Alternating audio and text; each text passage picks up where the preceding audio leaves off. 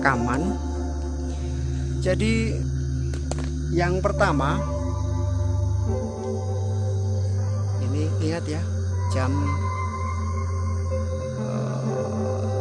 Kamis jam 00.09 tengah malam, Kamis tanggal 28 ya. Jadi rekan-rekan semua, saya ingin memberikan pemahaman atau memberikan sharing pengalaman bagaimana kita tidak merasa takut kalau suatu saat kita melewati kuburan atau dekat dengan kuburan yang biasa sering kita lewati. Saat ini saya di tengah-tengah kuburan. Mengapa saya tidak takut? Itu yang pertama. Kita ini kan orang beragama. Orang beragama itu punya keyakinan yang kuat atau punya iman yang kuat, kepercayaan yang kuat kepada Tuhan yang Maha Esa. Jadi ketika kita yakin bahwa Tuhan akan menolong kita, Tuhan akan membantu kita, Tuhan akan mendampingi kita, maka kita sebetulnya tidak perlu takut. Mengapa? Ya karena kita ada Tuhan yang mendampingi kita, itu yang pertama. Jadi agama, iman, kepercayaan harus kita pakai untuk membentengi diri dari rasa takut. Ya, itu yang pertama. Kalau kita percaya Tuhan akan membantu kita, menolong kita, mendampingi kita, ya kenapa mesti takut? Kalau masih takut berarti ya masih menyaksikan bahwa Tuhan akan mendampingi kita. Itu yang pertama. Yang kedua, rasa takut itu tumbuh dan muncul dari pikiran, perasaan, lalu akan memunculkan bayangan-bayangan dalam pikiran, membayangkan sesuatu sehingga muncul rasa takut itu. Maka kalau yang kita bayangkan baik, ya muncul sesuatu yang baik.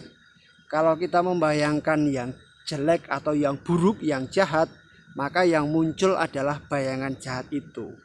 Maka kalau Anda lewat kuburan atau tempat yang katanya angker, bayangkanlah pikiran Anda dengan hal-hal yang positif, hal-hal yang baik, hal-hal yang tidak menakutkan, sehingga ya tidak takut. Tapi kalau Anda sudah takut duluan, ya akan semakin takut. Itu yang kedua. Yang ketiga, kami jalan-jalan ya. Ini karena kalau duduk banyak nyamuk.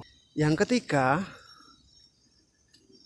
kita manusia itu kan terdiri dari dua hal, badan dan jiwa, ya. Badan dan jiwa. Terdiri dari dua unsur, jasmani dan rohani, badan dan jiwa. Badan itu akan mati, manusia berasal dari tanah dan akan kembali ke tanah. Sementara jiwa itu berasal dari Tuhan dan akan kembali kepada Tuhan. Maka sebetulnya yang ada di sini adalah jasad kita, dan besok kita juga akan mengalami seperti ini. Jasad kita, badan kita yang dari tanah dan akan kembali menjadi tanah. Ya paling tulang, rambut, gigi yang agak lama hilang menjadi tanah. Tetapi mungkin kalau 1000 hari langsung berubah menjadi tanah. Sementara jiwa kita itu abadi. Roh kita, jiwa kita, rohani kita itu adalah abadi. Dan kita yakin roh yang abadi itu, roh kita nanti karena berasal dari Tuhan, maka akan kembali kepada Tuhan.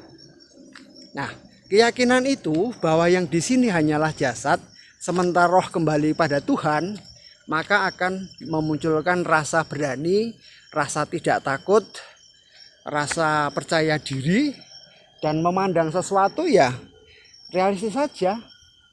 Terus kita harus memberi brainwashing otak dan pikiran kita.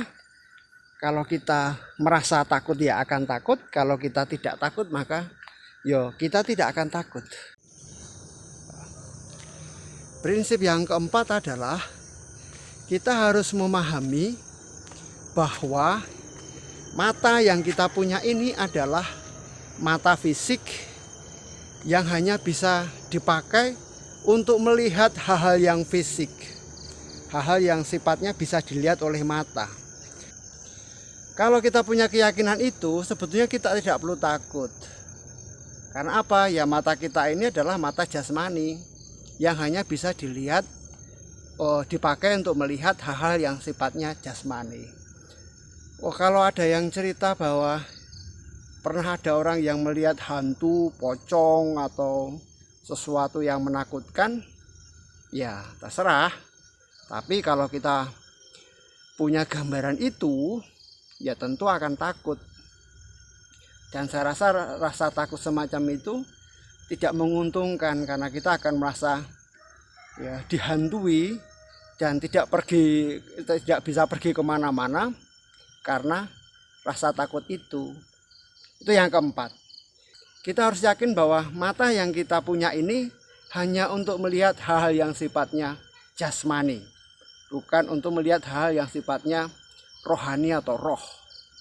Oke, saya punya pemikiran itu sehingga ya tidak takut lah. Ngapain harus takut, karena saya percaya bahwa ya mata saya ini hanya untuk melihat hal yang sifatnya jasmani, bukan rohani. Terus prinsip yang kelima, kuburan, pemakaman ini kan tempat yang sakral, tempat yang tidak boleh sembarangan lah. Karena tempat orang-orang yang sudah beristirahat dengan damai, yang tidak boleh diganggu atau tidak boleh melakukan sesuatu yang tidak etis. Maka ada mitos kalau ada orang yang berbuat mesum di kuburan biasanya tidak bisa lepas. Itu sebenarnya hanya mengatakan bahwa jangan berbuat sesuatu yang tidak sopan di kuburan. Nah, kalau niat kita baik, datang ke sini untuk ziarah, memelihara makam, nyekar, ini ada bunga, jadi ada bunga yang ditengok, saudara menengok kuburan saudara. Ziarah makam itu prinsipnya adalah untuk memberikan penghormatan kepada orang tua, sanak saudara kita yang sudah dipanggil oleh Tuhan, untuk mendoakan mereka.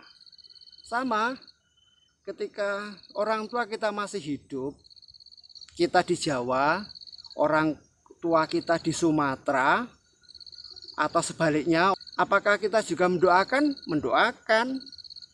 Mereka masih hidup, masih. Kita mendoakan mereka, mereka juga mendoakan kita, saling mendoakan. Nah, apakah setelah mati kemudian tidak perlu doa-doa, saling mendoakan semacam itu? Ya, kalau menurut saya harusnya ya tetap. Karena yang berpisah kita ini adalah hanya badan saja. Sementara jiwa kita, ikatan batin kita, ikatan keluarga kita tetap satu. Orang tua saya sudah meninggal semua. Dan saya tidak mengatakan, itu bekas orang tua saya, tidak bisa. Ya mungkin secara jasmani sudah tidak ada lagi, tetapi secara ikatan batin tetap. Orang tua saya mendoakan saya mendoakan mereka dalam konteks rohani. Ya sama ketika saya di Jawa, orang tua saya di Sumatera, kan saya mendoakan mereka. Apakah saya melihat secara fisik? Tidak. Lalu ketemunya dalam arti apa? Dalam arti batin, ikatan batin. Maka sama saja ketika saya tidak melihat orang tua saya di Sumatera dan tidak melihat lagi karena sudah meninggal, prinsipnya sama-sama tidak bisa melihat dengan mata karena jauh, tetapi hati tetap bersatu. Maka sebetulnya ketika kita datang ke kuburan, melihat kondisi makam orang tua, bagaimana kondisinya, apakah kotor atau kumuh atau bersih, sebetulnya itu yang menjadi tujuan. Lalu ya kita berdoa untuk mereka Sama, ketika masih hidup kita juga saling mendoakan, didoakan dan mendoakan orang tua kita. Maka kami sendiri, saya pribadi juga kalau pulang ke kampung halaman saya, pertama-tama saya pasti nyekar ke makam-makam para leluhur, simbah, simbok, bapak saya, ibu saya, ya, untuk kirim doa. Ya, kirim doa, ya, komunikasi lah, komunikasi batin seperti ketika masih hidup. Itulah arti mengapa kita melakukan ziarah kubur semacam itu. Jadi ketika saya di tengah kuburan semacam ini, sama saja. Ketika mereka ada orang-orang baik yang dulu bersama saya ketika hidup, menolong saya, bertemu ronda bareng, sekarang tidak, sama. Hanya mereka sudah tidak kelihatan fisiknya, tetapi secara hati tetap ikatan batin itu tidak terpisahkan oleh kematian. Mereka adalah tetangga saya, saudara saya, teman saya, yang secara hati masih bersatu. Nah, kalau pikiran itu kita tanamkan, maka kita tidak perlu takut di kuburan. Terus yang terakhir adalah tadi itu, jangan melakukan sesuatu yang buruk di tempat kuburan, di tempat pemakaman. Sekali lagi, karena pemakaman adalah tempat yang sakral. Ya, tidak hanya di pemakaman, sebetulnya dimanapun, di rumah ibadah, di tempat-tempat wisata atau tempat-tempat yang katakanlah untuk umum, jangan melakukan sesuatu yang buruk. Sama prinsipnya, sebetulnya sama. Hanya di kuburan memang lebih disakralkan. Begitu teman-teman dan saudara sekalian, sekali lagi maaf, ini bukan pamer, bukan sombong, bukan mau menunjukkan bahwa saya tidak takut atau pemberani, bukan itu. Tetapi saya ingin mengajak saudara sekalian untuk sekali lagi tidak perlu merasa takut pada sesuatu yang tidak bisa kita lihat dengan mata. Mengapa? Karena takut itu akan merugikan kita sendiri. Harusnya kita bisa pergi sendiri, harus diantar, harus minta ditemani. Itu ya rugi siapa? Ya kita. Juga pesan saya, jangan memberikan kepada anak kita itu menakut-nakuti. Ada pocong, ada genderuwo, ada sesuatu yang menakutkan, sehingga itu tertanam dalam jiwanya rasa takut itu. Sebetulnya kalau kita memberikan gambaran yang baik, anak tidak perlu takut. Tetapi karena sejak kecil sudah ditakut-takuti model itu, ya akan terbawa dan akan tetap takut.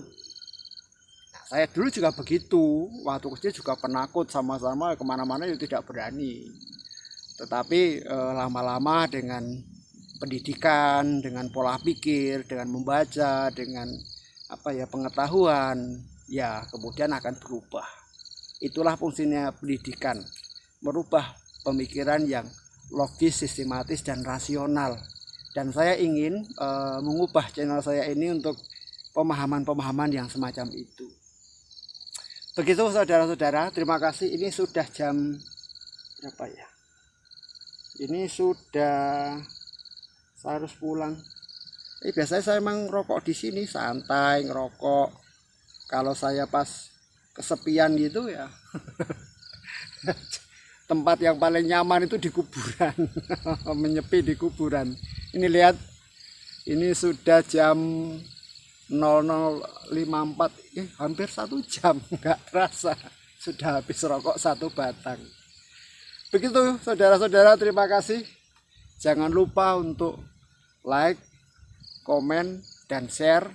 Dan sekali lagi maaf kalau tidak berkenan. Sekali lagi ini bukan sombong, tetapi hanya untuk sekedar pemahaman, pengetahuan bagaimana kita tidak bisa merasa tidak takut, bagaimana kita tidak takut di tempat-tempat seperti ini. Karena kalau kita tidak takut, ya kita tidak rugi. Kalau kita takut, kita rugi sendiri. Terima kasih sekali lagi. Jangan lupa untuk like, komen, share, dan subscribe. Terima kasih.